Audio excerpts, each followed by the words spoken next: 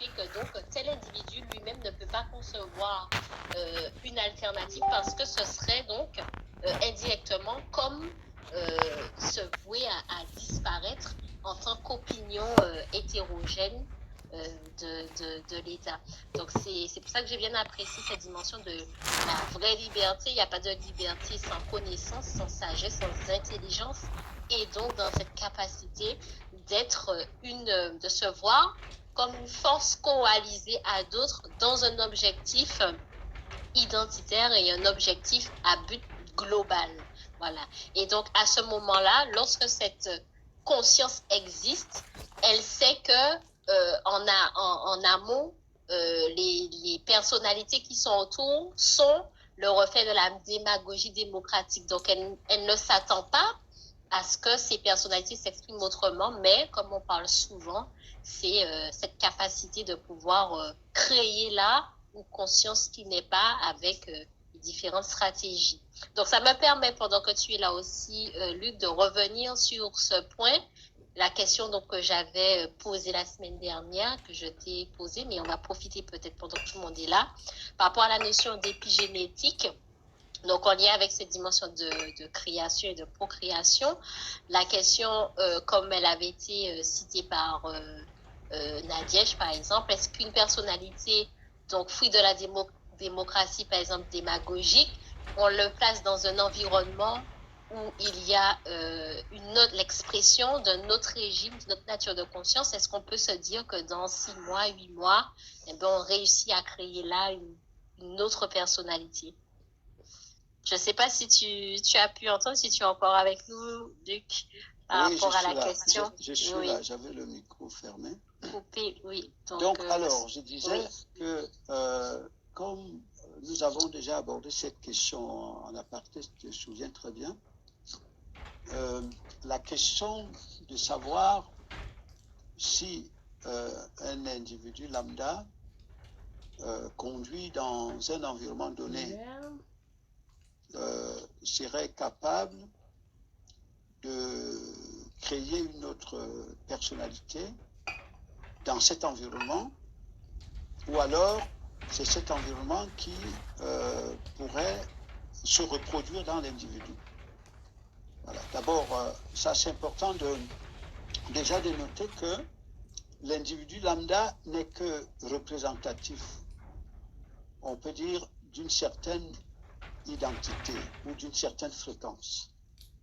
Bon, alors, si on prend l'exemple, il sort d'une fréquence moyenne ou inférieure pour s'introduire dans un environnement représentant une fréquence supérieure, un champ d'énergie supérieur, c'est plutôt le champ d'énergie supérieur dans lequel cet individu lambda pénètre qui se reproduira dans cet individu, c'est-à-dire qui modifiera ses habitudes, qui modifiera sa perception des choses, qui modifiera ses humeurs. Vous voyez, donc là, on rentre vraiment dans le domaine de ce que tu appelais, ce que tu nommais épigénétique. C'est-à-dire voir l'environnement, c'est-à-dire l'extérieur, qui agit dans ce que l'on perçoit comme représentation visible. Parce que généralement, l'environnement, comme c'est une personne mystique, même lorsque certains le voient à travers les formes ne sont que représentatives de la réalité, de ce que c'est que l'environnement lui-même, parce que l'environnement étant une personne morale et ayant une dimension métaphysique. Donc, selon le champ d'énergie dans lequel on pénètre, si on est supérieur à ce champ d'énergie, c'est d'ailleurs pour cette raison que on rentre dans un environnement donné et que ce que l'on représente comme identité, ou alors comme champ d'énergie, ou comme fréquence énergétique est supérieure à un environnement social, cette représentation du champ d'énergie supérieur aura toutes les capacités pour pouvoir reproduire ce qu'il est. Donc c'est lui qui, normalement, reproduira ce qu'il est dans l'environnement où il pénètre. Mais si l'environnement où il pénètre, cet environnement représente un champ d'énergie supérieur à lui, c'est l'environnement qui va le façonner, qui va le façonner. Donc qui va l'avaler, qui va l'avaler, en d'autres termes. On peut le voir, par exemple, lorsque on prend c'est pas un matériau, on le met dans un micro-ondes ou alors on le met sur le feu. Donc le feu, selon qu'il représente un champ d'énergie supérieur, c'est lui qui va transformer l'élément qu'on pose sur lui. Bon, ce n'est pas l'élément qu'on pose sur le feu qui transformera le feu. Par contre, si cet élément représente un champ d'énergie supérieur au feu, c'est lui qui finira par étouffer le feu. Vous voyez? Donc, c'est un tout petit peu comme ça. D'ailleurs, si on observe très bien, l'ordre social international, comme il a des représentations, il est considéré comme un champ d'énergie. Donc, c'est un champ d'énergie qui a été créé grâce à la connaissance des lois de la physique. Et donc, au fur et à mesure qu'on met des pièces, selon la source de provenance de ces pièces, on augmente le champ vibratoire, ce champ d'énergie, l'intensité vibratoire, la force de ce champ d'énergie qu'on considère comme la société. Mais c'est un champ d'énergie. Bon, et puis toute la crainte maintenant, c'est que dans cet espace-là, qu'il ne pénètre pas des éléments ou des individus représentant un champ d'énergie supérieur. Parce qu'en réalité, il provoquerait un choc. On parle de choc de civilisation ou quoi. C'est-à-dire que leur pénétration dans cet espace-là finirait en réalité par modifier l'état vibratoire, le champ vibratoire, ce que représente l'environnement social universel. Donc il faut veiller, veiller à ce que là, dans cet espace-là, qu'il ne pénètre pas un champ vibratoire supérieur. Je ne sais pas si je réponds à la question que tu poses. Angeline, vas-y, je te laisse. Ah oui, justement, en fait, merci pour l'explication que tu as donnée, Luc. C'était surtout, en fait, Angeline a justement parlé d'épigénétique, c'est-à-dire de recréer, en fait, pour créer dans quelqu'un d'autre. C'est surtout que je voulais voir la partie où, bon, je crois qu'Annick a employé le terme éclairé, c'est-à-dire il y a des individus qui ont déjà cet état de conscience de voir que s'il y a une autre alternative, ils vont pouvoir en fait émerger là-dedans. Mais un individu qui n'a pas du tout en fait d'état de conscience et qui est vraiment la société, qui a sa propre définition, qui a été éduqué vraiment par la société pleinement, mais qui n'a vraiment pas cet éclairage-là en fait d'une autre alternative, que si on mettait en fait dans un environnement justement avec un champ beaucoup plus élevé, en fait, c'était surtout ça, en fait, que j'avais envie de savoir. Et effectivement, tu as répondu à la question. Donc, maintenant, je laisse la parole à Angéline. Oui, c'est ça. Et d'ailleurs, avant qu'Angéline ne prenne la parole, c'est pour cette raison que, en fait, si vous observez très bien, la société est répartie en deux classes. Il y a la classe au-dessus, qu'on appelle généralement la classe élitiste, qui représente un champ d'énergie, un champ magnétique important. Bon, et qui se reproduit entre elles. Cette classe de société, elle se reproduit entre elles. Donc les fréquentations ils font les fréquentations entre eux. Bon, et puis la classe populaire aussi représente une certaine fréquence, un champ d'énergie.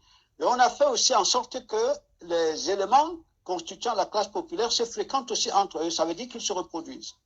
Bon, et il y a une sorte de digue entre la classe au-dessus et la classe inférieure. Ça veut dire qu'on ne permet pas facilement à ce qu'un pion sorte de la classe en dessous, c'est-à-dire la classe populaire, et qu'elle mette l'homme dans le champ vibratoire que représentent les élites, c'est-à-dire dans ce monde-là. Parce que si on te met là-bas 1 mois, 2 mois, 3 mois, dans ce champ-là, il va te transformer. C'est-à-dire tu deviens exactement sur le plan, quand ça se concerne la façon de voir les choses, la façon de voir le monde, ainsi de suite, tu deviens exactement cela. Donc, pour pas que ces déséquilibres se produisent, il y a donc une sorte de digue. Vous voyez, une sorte de digue. De la même manière que quand vous voyez, par exemple, là où il y a un océan, on veille toujours à ce qu'il y a des digues. Parce que l'océan, qui représente un champ d'énergie important, s'il déborde, en fait, il va finir par avaler tout l'espace dans lequel il se retrouve. Donc, il faut toujours mettre des digues, veiller à ce que l'océan reprend comme champ d'énergie ne puisse pas traverser les limites pour aller dans un autre espace. Vous voyez? Oui, c'est très intéressant et c'est même en lien avec cette notion de démocratie parce qu'on voit, c'est même toi qui parlais de la science, une science de gouvernance. Et c'est qui dit science dit connaissance. Donc, connaissance de ces lois-là. Donc, au fur et à mesure, c'est en lien avec la question que j'ai vue Annick qui pose. Mais pourquoi ce modèle social existe-t-il depuis si longtemps? millénaire et dans quel but?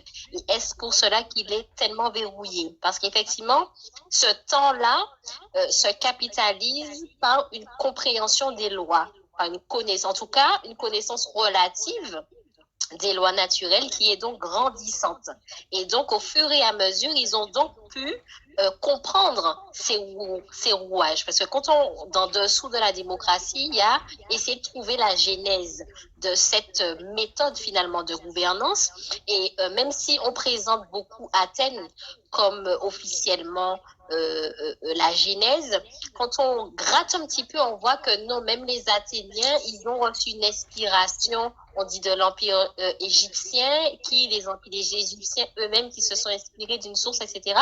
Mais par exemple, en Égypte, on dit comment en Égypte, ils ont commencé à penser à cette méthode, c'est qu'à un moment donné, même la figure pyramidale de la société, c'est l'Égypte, avec le pharaon au-dessus, des petites castes au milieu, et puis le bas de la pyramide des esclaves, à qui on ne demandait pas leur avis, qui étaient des biens meubles, et qui étaient donc de façon, entre guillemets, dictatoriale, mis au service de l'objectif du pharaon.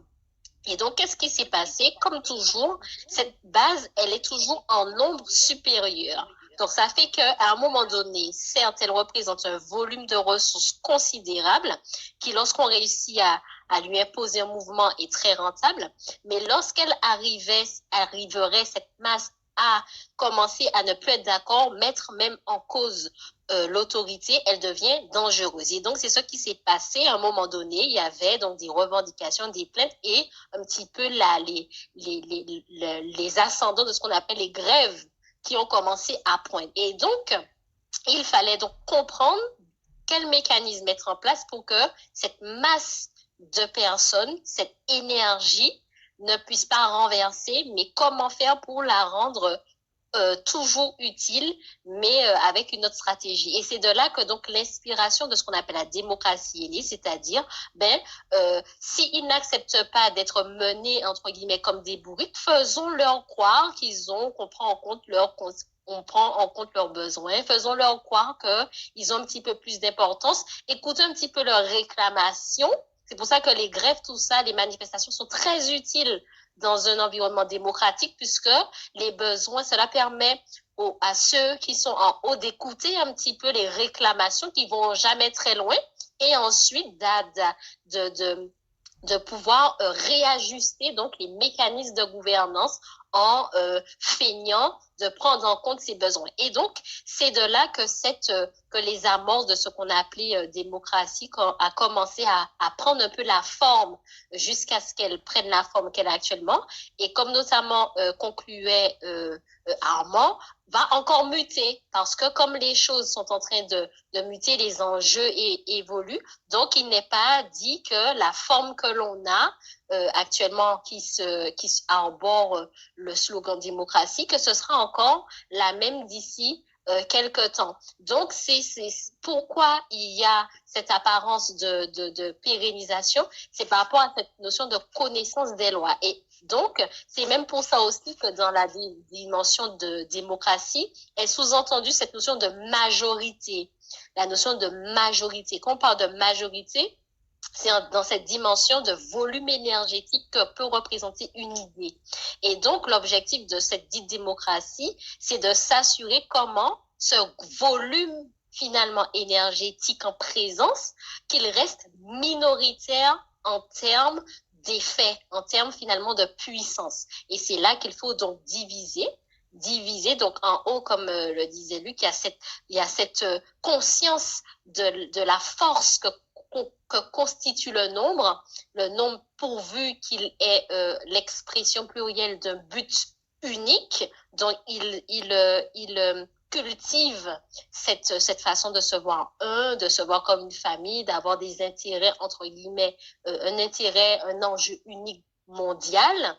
Et donc, c'est ça qui fait leur force. Ils entretiennent cela et ils prennent plaisir, donc, que le grand nombre, sous couvert d'opinions multiples, de démocratie, de démagogie, qu'on les fragilise. Et donc, c'est pour ça même qu'insistait encore tout à l'heure Luc sur le fait que c'est finalement chacun qui, dans cette dimension individualiste, participe à renforcer et à permettre que se pérennise ce système. Et donc, alternative, s'il y a prise de conscience, comme on dit, sous l'effet d'onde d'une représentativité d'une autre dimension, effectivement, il y a cette grande capacité de comprendre qu'il est important de faire avec ces lois et de les utiliser à l'avantage du développement et de l'expansion de ce modèle alternatif. Donc, voici ce que je peux dire. Le temps de souhaiter la bienvenue à Franck dans nos échanges. Donc, comme il voit, on est en train d'échanger sur les dessous de la démocratie. S'il veut... Oui, Angéline, Angéline, j'ai un élément qui me semble très important de souligner avant que Franck dise certainement ou quelqu'un d'autre dise quelque chose, qui touche à ce qu'on répète toujours, en fait, ce que tout le monde répète, parlant de la dictature. Voilà. C'est-à-dire qu'en fait, ce sont des terminologies, ce sont des concepts qui ont été introduits dans la population, toujours par ceux qui sont au sommet. Et non seulement ils ont introduit ces concepts, mais c'est eux aussi qui ont forgé le sens qu'ils ont donné, le sens de ces concepts comme dictature, ils ont donné à la population. Mais regardez un peu l'image de la dictature. Comment est-ce que la dictature s'exprime? Parce que la dictature n'aurait aucune existence ou aucune forme visible en dehors de l'existence de ce qu'on appelle la dorsa, des multiples opinions sociales qu'on voit, qui sont perceptibles au travers de ce qu'on peut appeler premièrement les humains. Parce que c'est au travers de cette multiplicité d'opinions que ce qu'on peut voir ici comme dictature, en réalité, prend son visage.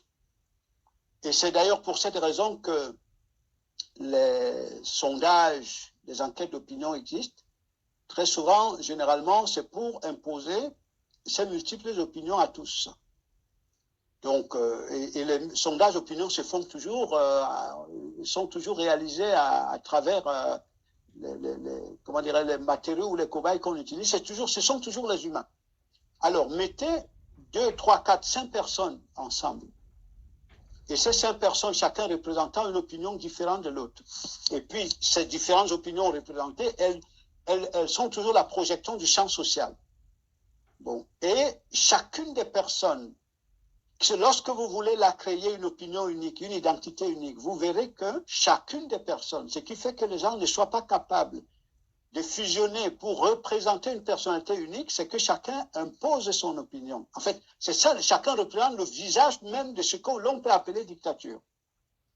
Vous voyez, chacun, il représente le visage même de ce que chacun peut appeler dictature. Donc c'est pour ça que... C'est pour ça qu'en fait, chacun va condamner la dictature, parce qu'il croit la voir ailleurs, alors qu'il est la représentation même visible de la dictature. Exactement. Vous voyez? Donc c'est pour ça que quand on parle vraiment des dessous de la démocratie, ou alors de la démagogie, ou bien les dessous même de la société, c'est que la société, c'est un personnage mystique. Donc, que vous ne verrez jamais, mais qui est représenté à travers toutes les formes que l'on voit. Donc, ce qui fait que tu peux représenter la société en condamnant la société, parce que tu ne sais pas ce que c'est que la société. Donc, à partir du moment où vous arrivez donc à voir émerger une opinion unique, une identité unique, un intérêt unique, par exemple, venant de Dieu, c'est tout, c'est la fin de la dictature, c'est ce qu'on va appeler dictature, c'est la fin. Vous voyez, il suffit simplement que cette opinion-là se reproduise, structurellement parlant, mais c'est la fin. Ceux qui gouvernent, ils le savent comme ça. Voilà. Vous voyez? C'est exact, voyez, c'est exactement ça, c'est vrai. On a donné une image de la dictature à la masse de la population. Et comme tu dis, c'est exactement ça.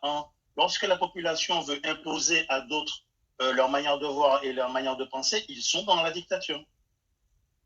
C'est comme ça. Ouais. Oui. On l'a vu pour le vaccin, on le voit pour tout. Lorsqu'il y a des experts qui viennent sur les plateaux pour exiger, pour imposer justement leur manière de voir et leur manière de penser au plus grand nombre, à la masse, puisque comme ils disent, on est en société, donc il y a des devoirs, il y a des choses à respecter, donc on est dans la dictature. C'est intéressant parce qu'effectivement, comme ça avait été présenté, entre guillemets, dictature, démocratie, en fait, ce sont deux faces d'une même pièce, ce De la sont même pièce. deux faces d'une même identité. Et donc, c'est la société qui s'exprime en fait derrière ces deux formes d'expression, mais derrière, c'est toujours la même identité. Et derrière aussi, pour bien identifier, il faut l'avoir dans les 65, voire les 7 milliards de représentations visibles. Et ce qui me venait quand Doyen, il exprimait cela, par rapport au caractère finalement identitaire qui s'exprime. Lorsque, par exemple, il y a une dite personnalité qui est donc confrontée à d'autres, il y a plusieurs opinions. Pour avoir l'assurance que, entre guillemets, ce qu'on appelle soi est pris en compte, on va scander la démocratie. Pourquoi? Toujours par rapport à un intérêt individuel, qu'on veut que son opinion soit prise en compte. Par contre, lorsqu'on estime que, entre guillemets, que les enjeux aussi sont importants, qu'on veut aussi un petit peu faire imposer sa façon de voir, eh bien, on va prendre la forme de dictature, c'est-à-dire on va vouloir imposer coûte que coûte notre façon de voir, et autant on scande la démocratie pour qu'on prenne soit en fait, notre façon de voir en compte, autant on va avoir ce caractère même apparemment dictatorial pour être limite sourd à tout autre son de cloche. Donc, je trouvais ça très intéressant par rapport effectivement à comment observer finalement dans l'être des différentes personnalités, c'est toutes ces multifaces, mais d'une même personnalité qui arbore des slogans démagogiques pour voiler finalement l'intention réelle qu'elle est. C'est pour ça que pour vraiment percevoir les choses, il faut aller dans l'intention et dans la personnalité qui s'exprime. Et puis, donc, je pense que c'est par rapport à ça. Je ne sais pas si Luc aura quelque chose à dire par rapport donc à Annie qui disait qu'elle aimerait pouvoir creuser et éclairer ce côté de la peur de disparaître, donc la peur de mourir du sujet social. Donc, en fait, c'est lié à cette réalité-là, en fait. Parce que derrière, ben, il y a un enjeu d'existence. Donc, je ne sais pas s'il y a Chou, tu as quelque chose à dire dessus avant de... Oui, ben, en fait, si tu veux, c'est pas simplement pour Annick. La question souvent qui est à poser, c'est que quand je dis moi, j'ai peur, est-ce que j'existe moi? C'est-à-dire que si on arrive à comprendre que tu es la projection d'un champ d'énergie sociale, le champ d'énergie sociale, l'opinion de la société, en fait, ta peur, cette peur-là, qui est une émotion qui est créée par le champ social, te permet justement de pouvoir protéger le système social, te permet de pouvoir protéger le système social. Parce que, par exemple, lorsque tu as en face de toi une manière de voir qui suscite chez toi la peur, parce qu'elle menace des intérêts qui sont des éléments à partir desquels tu t'identifies, mais ces intérêts, généralement, qui renvoient toujours aux paradigmes sociaux.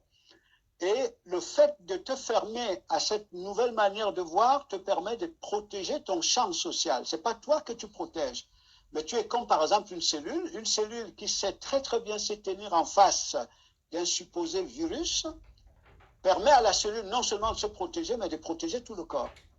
Vous voyez? Parce que la cellule, elle n'existe pas, mais ce qui existe, réellement, c'est le corps. Parce que la cellule est représentative, on peut dire d'un champ, un champ social, le corps étant comme ce champ social. Donc, on rentre là toujours dans la mystique de la société. Parce que chacun, en croyant exister, il n'a pas d'existence. Ce qui existe, c'est la personne morale, donc tu es la représentation. Donc, ce qui fait que si tu deviens passif, ça veut dire que par toi, tu deviens une fenêtre par laquelle on voit s'introduire une nouvelle opinion, une nouvelle manière de voir, ça menace de toucher tout le corps, ça menace de faire disparaître tout le corps. Donc, la peur dont on te programme à manifester te permet de protéger le corps. Voilà, donc je pense qu'on arrive à la fin de nos échanges. On va faire un dernier petit tour de table pour voir si tous les points ont été perçus ou s'il y a encore éventuellement une dernière Juste question. pour rebondir, excuse-moi Angéline, sur ce de d'Annick.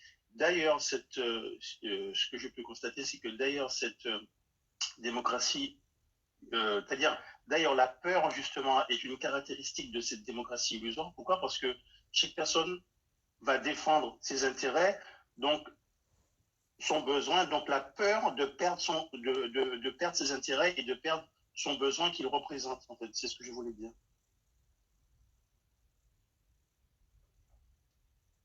Très intéressant. Nadiège? Ah bien, dans tout ce qui a été dit, en fait, ce que j'ai pu retenir, en fait, je vais prendre toujours par des exemples puisque j'arrive un petit peu plus à me retrouver là-dedans. C'est en fait le terme démocratie, voilà, et bien sûr dictatorial, m'a fait penser en fait à la notion en fait de riche et de pauvre en fait. Donc c'est cette image que j'ai eue qui fait que finalement, si on doit déterminer qu'est-ce que c'est que la démocratie, c'est parce qu'en face, il y a eu la définition donnée par la société du terme, c'est que la dictature. Mais au final, on voit que ça ne change pas, en fait, c'est toujours le même individu qui agit des deux côtés. Voilà ce que j'avais à dire. Voilà, très intéressant. Donc, une personne morale qui s'exprime de diverses façons en fonction des enjeux. Ça peut être démocratie, ça peut être dictature, ça peut être monarchie, ça peut être oligarchie. Mais derrière, s'il y a une intention de gouvernance, et puis en fonction des enjeux, il y a donc une stratégie qui est mise en place, mais qui n'est pas différente, qui va, pour même bien l'apercevoir, être matérialisée dans les interactions finalement de ce fameux peuple, cette fameuse population, avec la dimension institutionnelle et puis entre eux, interpersonnels. Donc, ce sont ces éléments-là qui sont des éléments révélateurs finalement des dessous de ce que l'on est, de la personne morale que l'on représente. Voilà, mais en tout cas, merci à tous pour ces échanges très, très, très édifiants comme toujours. Donc, Luc, je ne sais pas s'il y a un mot de conclusion. Et puis, nous allons remettre l'antenne. Non, c'est bon. C'est bon. Merci beaucoup. Voilà, en tout cas, merci beaucoup à tous. Donc, normalement, espérons que la vidéo sera disponible. J'ai remarqué qu'elle est disponible, en tout cas, le dimanche. Et donc, je vais essayer donc d'enregistrer le format audible pour vous la remettre pour vous la rendre disponible. Alors, j'ai créé une chaîne YouTube, une chaîne qui s'appelle Un regard nouveau sur la société, donc sur YouTube, où je vais stocker toutes ces vidéos-là.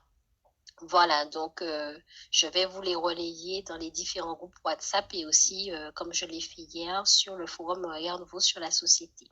En tout cas, merci beaucoup à tous et puis on se dit à très vite alors. Au revoir. Au revoir.